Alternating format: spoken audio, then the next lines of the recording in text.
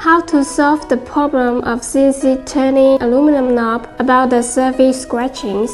What should we do when we receive aluminum knobs with the scratches on the surface? Recently, our customer feedbacks that the surface of aluminum knob was scratched and want us to find solutions to avoid this problem. As an aluminum knob CNC turning factory, how can we avoid it? We offer following suggestions. First, we suggest making the knob with sandblasting. It can increase the wear resistance. We can also keep the same price. Second, increase the protection in the transfer process. This way we can achieve the preventive effect, but the cost has to be increased. The above 2 points ensure that the CNC aluminum knob is delivered to the customer safely and without defects. That's all for today. If you have any questions about CNC machining, welcome to leave a message.